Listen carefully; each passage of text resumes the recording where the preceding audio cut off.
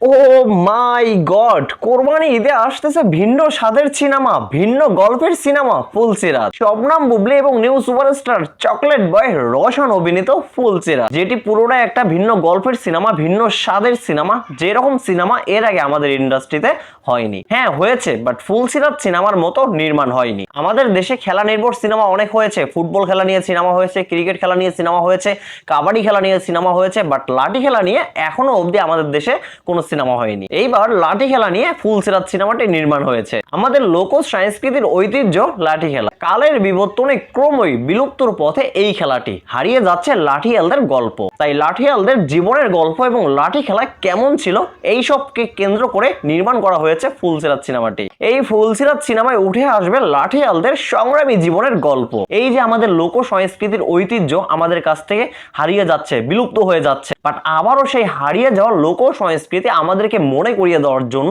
নির্মাণ করা হয়েছে ফুলসিরাত সিনেমাটি। তো এই সিনেমায় আমাদের চকলেট বয় নিউ সুপারস্টার রোশনকে ভিন্ন রূপে দেখতে পারবো। রোশন ভাই এর আগে যতগুলো ফিল্ম করেছে সবগুলো ফিল্মের থেকে এই ফিল্মটা অনেকটা ভিন্ন। প্রতিটা সিনেমায় রোশন ভাই তার নতুন লুক নিয়ে হাজির হয়। এইবারও আমরা রোশন ভাইয়ের নতুন লুক পাবো এই সিনেমায়। এই যে বিলুপ্ত হওয়া লোক সাংস্কৃতিক, এটা তুলে ধরা, নতুন করে প্রেজেন্ট করা, এইটা কিন্তু অনেকটা চ্যালেঞ্জিং ছিল, বাট রোশন ভাই চ্যালেঞ্জটা অ্যাকসেপ্ট করে নিয়েছে এবং তার সর্বোচ্চ দিয়ে চেষ্টা করেছে তার ক্যারেক্টারটা ফুটিয়ে তোলার জন্য, এবং তিনি সার্থক হয়েছে, সফল হয়েছে। আমরা বরাবরই রোশন ভাইয়ের কাছ থেকে এইরকম পারফরমেন্স আশা করছিলাম, যেহেতু উনি আমাদের ইন্ডাস্ট্রির নেক্সট সুপারস্টার। আর রোশন ভাই যে মুভিগুলোতে কাজ করে, সেই মুভিতে কাজ করার আগে রোশন ভাই সেই মুভির গল্প নিয়ে আগে ভালো করে রিসার্চ করে। তিনি হুটহাট করে কোনো গল্পে সাইন করেন না, তিনি আগে ভালো করে গল্পটা বোঝেন, তারপরে তিনি সাইন করেন। রোশন ভাইয়ের উদ্দেশ্য হচ্ছে তিনি সিনেমা কম করবে, বাট যে দু চারটা সিনেমাতে অভিনয় করবে সে দু চারটা সিনেমা যেন আলোচনা তুঙ্গে থাকে। তো যাই হোক, আমাদের নিউ সুপারস্টার রোশন ভাই আমাদেরকে প্রতিনিয়ত ভালো ভালো সিনেমা উপহার দেয়। তো সেই ধারাবাহিকতা অব্যাহত রাখতে রোশন ভাই নিয়ে আসতেছে এবার